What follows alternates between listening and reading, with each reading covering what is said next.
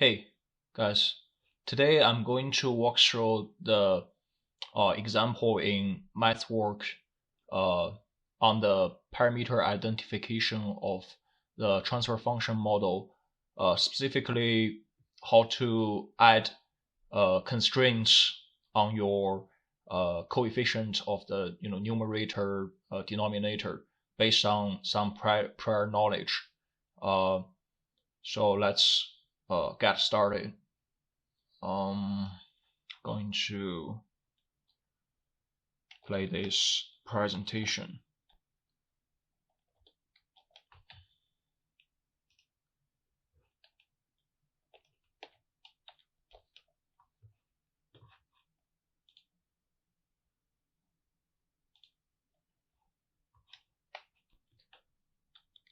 Okay. So first we load some default data provided by MathWork. Basically, you have if you use this command, you can plot the data, and this portion is some pseudo-random signal as a input, and then um, then we have the output data as shown, and for demonstration purpose, we run this command to further, add a integrator on the original output. Basically, you pass that data into an integrator and then get this data. And this Z1 becomes our new data set. And the reason we do this is because we want to enforce, an integrator into the model, and and then we will try to use the MathWorks identification toolbox to try to identify this model. And we kind of have a prior knowledge that our model contains one pole at zero because of this integrator. And let's this is just show you that this is the new the input, and then this will be our output signal. And we assume that our system can be represented by a 1, 0, and 3 poles transfer function. And then you run this command, it can create a IDTF object. That's a specific object used by MathWork for parameter identification for transfer functions. And then this will create a 3-pole 1, 0 system like this. We have a ith term on the numerator, and then the highest order for the denominator is 3. And in this case, you can see that 0 specify the constant term on the numerator is 0, and then that will enforce us to get a, if you factor this out, it will have a s on the denominator. So right now our free coefficient is 5, which means that if we use this structure to estimate the transfer function using the prior data here, there are 5 parameters we can tune. Basically, this constant here, and then that constant term there, and also actually I can use the pointer, make it clear. So this term, that is 2 and 3, 4, and then there is another constant term right now is 0, and it's free to tune if you directly estimate the transfer function.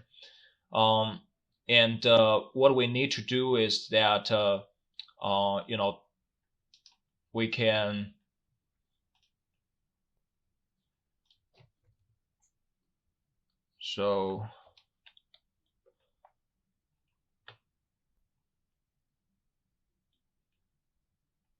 and then we can run these commands. Since if you look into the actual variable init sys, this IDTF object has a lot of properties. The one that we care about is this structure property, which contains a numerator and denominator. And then if you further look into the numerator, it has several several properties as well. The one we care is the maximum and minimum and free. So maximum and minimum obviously specifies this A and B coefficients. What's the maximum it can go and what's the minimum it can go, and this free basically tells MATLAB if it can vary this A and B to try to find the optimum fitting for that data. So in this case, if we run this command, the EPS in MATLAB it just means this very tiny number, but it's positive. With this two command, it basically tells that I want all the parameters, A, B, and C, D, E, F, to be positive. So MATLAB will never try to search a solution that make them negative. And then this free end, the end term is actually referring to this F here. And then we set it to false, basically means that we don't want to tune the F term. So it will stay at 0.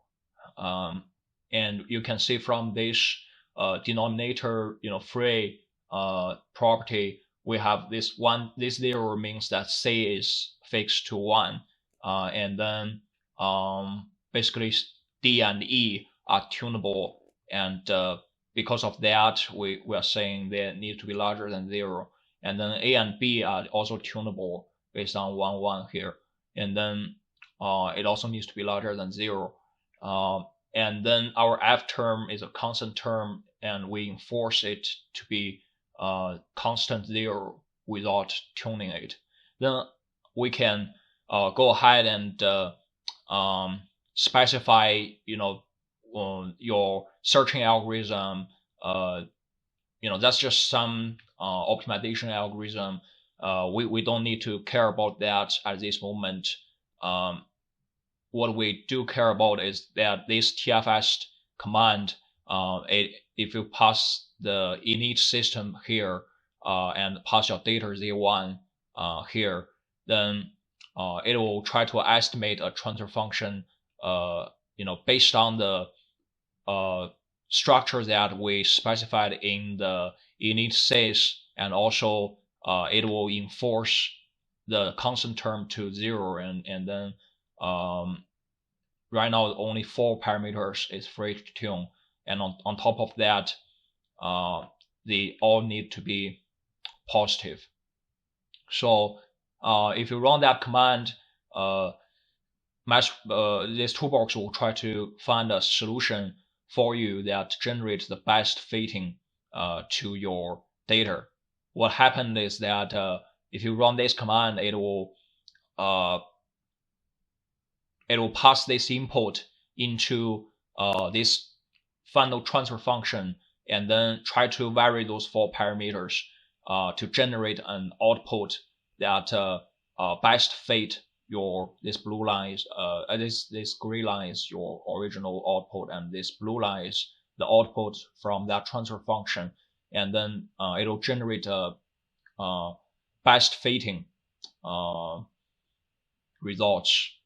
Right now we got 91.55%, so it's a pretty good result. And ours, this is just an example to demonstrate how to enforce some constraints on when you try to estimate the transfer function model. It's very powerful that you can tell MATLAB that I want certain coefficient to be larger than certain value, smaller than certain value, and also I can enforce that do not tune that specific value. Yeah, hopefully this is helpful. And I do encourage you guys to basically look at the original MathWorks documentation website. I will put a link, um, you know, in the comment section. And yeah, see you in the next video.